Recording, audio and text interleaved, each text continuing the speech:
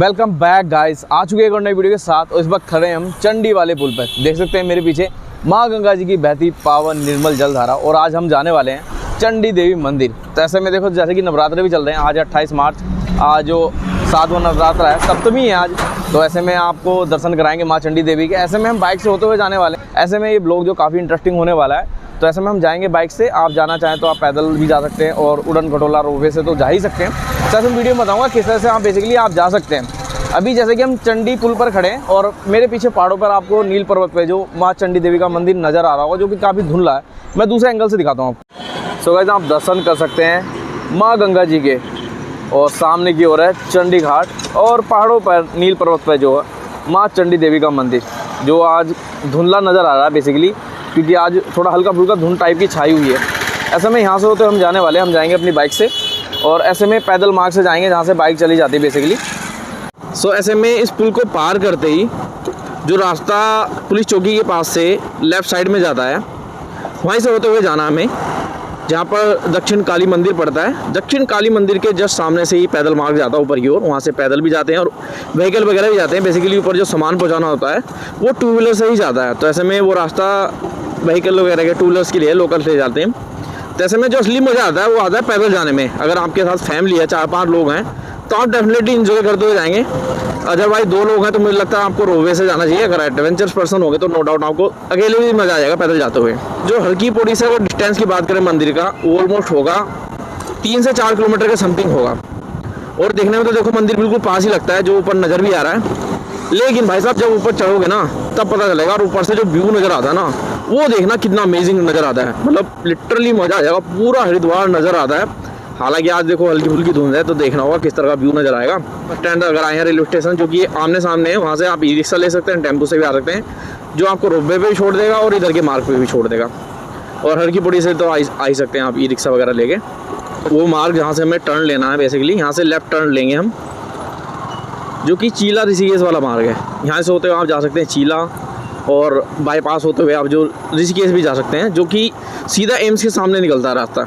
ऐसे में जो गर्मियों के टाइम में रास्ता बहुत चलता है। और देखो डिस्टेंस की बात करें ना, यहाँ से ऋषिकेश 23 किलोमीटर और चीला जो 8 किलोमीटर है, जहाँ पर चीला पावर हाउस भी है। और इसी ओर जो विंध्यावासिनी का मंदिर भी पड़ता है, जो कि जंगल के बीच में जाके काफ़ी आगे जाके, मतलब बहुत सुंदर जगहों में से है। तो मुझे लगता है आपको जाना चाहिए। दूसरा हमारे चैनल पर व्लॉग भी अपलोड है, आप जाकर देख लेना। काफ़ी अच्छी वीडियोस अपलोड है, उस वीडियो का लिंक मैं आपको डिस्क्रिप्शन में दे दूँगा। और ऐसे में जहाँ से हमने पुल से टर्न लिया, मुश्किल से यहाँ से 700-800 या 900 मीटर के समथिंग ये जो दूरी होगी जहाँ से पैदल मार्ग जाता है ऊपर का, ये जहाँ से हम बाइक से जाएंगे बेसिकली। सो फाइनली हम उस स्थान पर पहुँच चुके हैं जहाँ से जो मार्ग जाता है ऊपर की ओर। हालांकि गाड़ियाँ आज जो काफ़ी नज़र आ रही हैं, क्योंकि जैसे कि नवरात्र भी चल रहे हैं।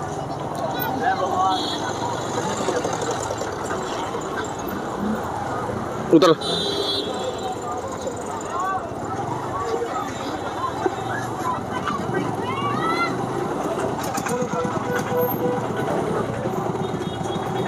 स्लिप मारी, स्लिप। हाँ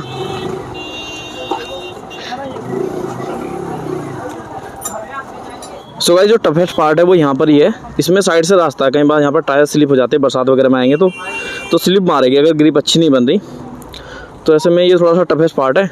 और इसके बाद जो सीधा हमें बाइक से जा सकते हैं, किसी तरह का बीच में जो वो नहीं पड़ती सीढ़ियाँ वगैरह।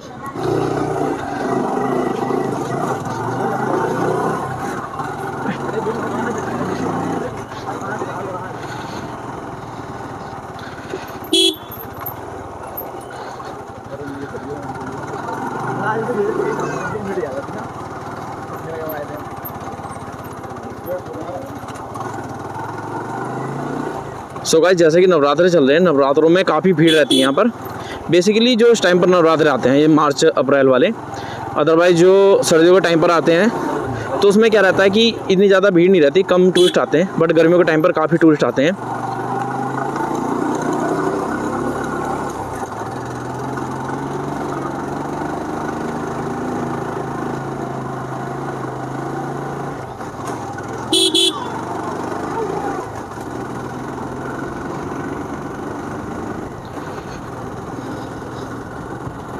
सो गाइस, ऐसे में आपकी बाइक का जो टायर है वो सही होना चाहिए बेसिकली।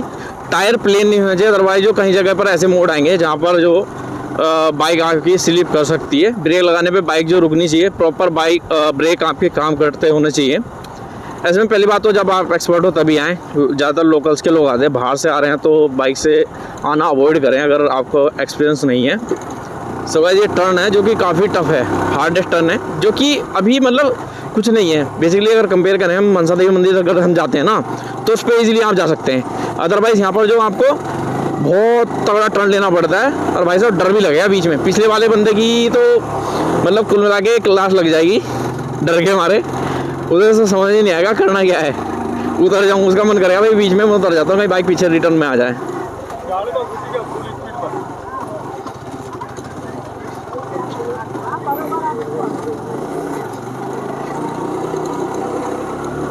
अभी जो टर्न आ रहे हैं वो हल्के फुल्के ही टर्न है। अभी मेन टर्न अभी आएंगे जो मतलब एकदम से जो टर्न होते हैं वो बहुत ज़्यादा डेंजर होते हैं, टफ होते हैं। अब बेसिकली अगर वहाँ पर आपने हल्की सी मिस्टेक करी ना तो सब कुछ जान से हाथ धोना पड़ेगा। जैसे कि ये टर्न है, अब कंधे बाहर ना रखना।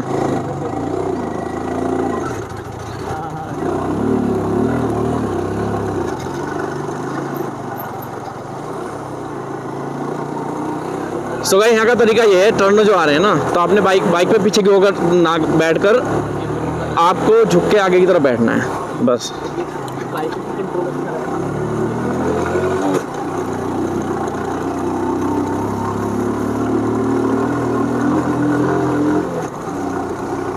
और भगाने की कोशिश तो यहाँ बिल्कुल भी ना करें।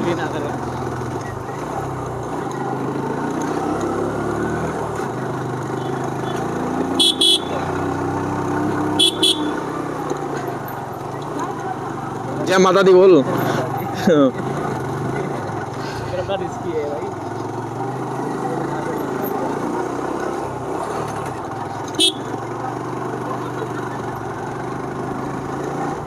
सो ये रास्ता जो आया ना अभी ये वाला थोड़ा सा प्लेन पड़ता है, उसके बाद जो टर्न आएंगे ना वो थोड़े से मतलब काफ़ी नैरो टर्न होते हैं बेसिकली, जहाँ पर आपने बहुत अच्छे से संभल के चलाना होता है। कुछ ऐसे टर्न आएंगे जहाँ पर बेसिकली आपको जो उतर के चलाना पड़े, पिछले वाले बंदे को उतारना पड़े तो उतार दें। अब देखो यहाँ से हमने पहाड़ से थोड़ा सा नीचे की तरफ जा रहे हैं, फिर से हमें आगे की तरफ ऊपर चढ़ना होगा। ये वाला जो टर्न आएगा बहुत डेंजर आएगा, जो कि एक बार मुड़ने के बाद जो सेकंड टर्न आता है। सो ऐसे में प्रसाद वगैरह की बात करें तो प्रसाद आपको नीचे से भी मिल जाएगा, प्रसाद लाना चाहें तो। अदरवाइज मंदिर के पास तो मिल ही जाता है। सेम रेट होते हैं, रेट ज़्यादा अलग नहीं होता है। ऐसा नहीं होता कि ऊपर महंगा मिलेगा नीचे सस्ता मिलेगा, तो सब तरह से के रेट ऊपर नीचे मिल जाते हैं। और बीच बीच में जो नाश्ता करने के लिए आपको जो कुछ इस तरह के ठेले वगैरह मिल जाएंगे जहाँ पर बेसिकली आप नाश्ता कर सकते हैं। तो भाई ये जो टर्न आया ना इसके बाद वाला जो टर्न आता है वो काफ़ी डेंजर है।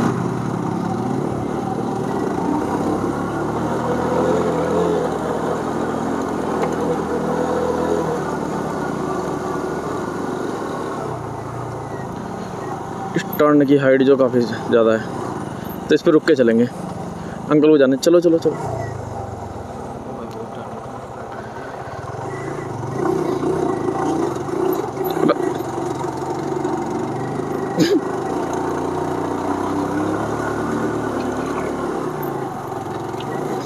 आगे को झुक के बैठ, आगे को तरफ ऐसे झुक के डिस्टेंस मेंटेन हो जाएगा ना। हाँ ग्रेविटी अगर ज़्यादा पीछे गई ना बाइक पीछे से खड़ी हो जाएगी आगे से बहुत ज़्यादा।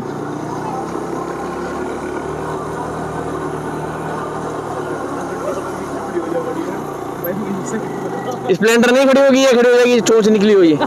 हाँ जिसकी चोंच निकली हुई है।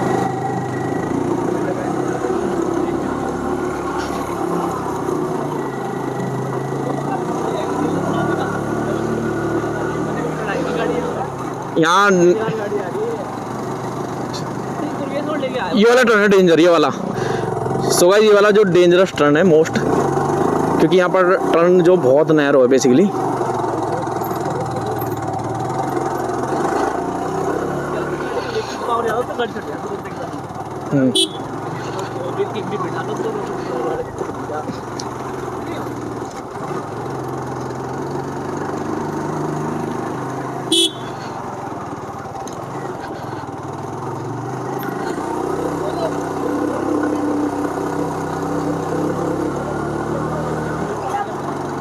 सो फाइनली हम जो मंदिर पहुंच गए, मुश्किल से 5 मिनट लगे हैं बाहर आने में।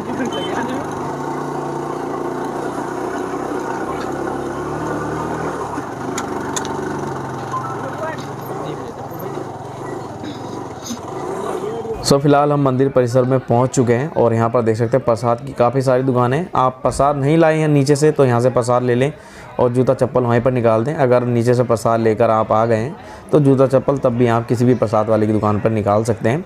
ऐसे में ये जो मार्ग आता है ये उड़न खटोला रोपवे का मार्ग है और इस ओर से होते हुए हमें जाना है चंडी देवी मंदिर की तरफ। ये रास्ता आगे मंदिर की ओर जाता है। अब बात करते हैं चंडी देवी मंदिर के इतिहास के बारे में। चंडी देवी मंदिर उत्तराखंड के हरिद्वार में शिवालिक पर्वत श्रृंखला के नील पर्वत पर स्थित है।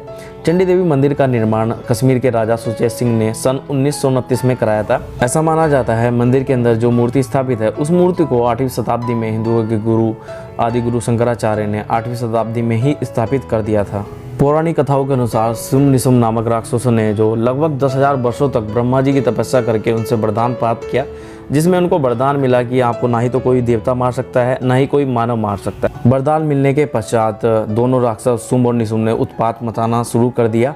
उसके बाद जो स्वर्ग से इंद्र समेत सभी देवताओं को वहाँ से खदेड़ दिया, जिसके बाद सभी देवताओं ने जो मिलकर माँ भगवती की आराधना की, उनसे आग्रह किया, उनसे की तपस्या की। तत्पश्चात माँ भगवती ने जो एक साधारण स्त्री कौशिकी के रूप में अवतरित हुई, जिसके बाद चंडमुंड नामक दोनों राक्षसों ने जो उनकी सुंदरता को देखकर दोनों राक्षस सुम और निसुम को उसके बारे में बताया। देवी कौशिकी की सुंदरता के बारे में जानकर सुम और निसुम के राक्षस जो चकित हो गए, उन्होंने चंडमुंड से दोनों से जो उनके पास लाने के लिए कहा। चंडमुंड नामक राक्षसों ने देवी कौशिकी को उनके साथ चलने के लिए कहा। जब देवी कौशिकी ने मना कर दिया तो उसके पश्चात जो सुम निसुम नामक राक्षसों ने चंडमुंड को आदेश दिया उन पर आक्रमण करने के लिए। तब जाके देवी कौशिकी ने चंडी का रूप धारण किया और जो चंडमुंड नामक राक्षसों का वध किया, जिसके पश्चात ही उनको चामुंडा देवी के नाम से भी जाना जाता है। उसके बाद सुम निसुम राक्षस स्वयं गए और वहाँ पर युद्ध हुआ और देवी चंडी ने सुम निसुम नामक राक्षसों का वध किया। तत्पश्चात ही नील पर्वत पे जो माँ चंडी देवी ने विश्राम किया था।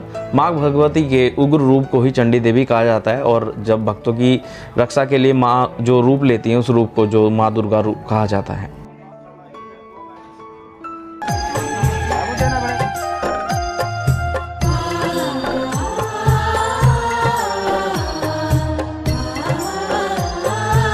सो माँ चंडी देवी का दर्शन हो गए और प्रसाद के रूप में यहाँ माता को जो नारियल की भेंट चढ़ती है, जो आपको नीचे से मिल जाएगा और मंदिर परिसर से भी मिल जाएगा।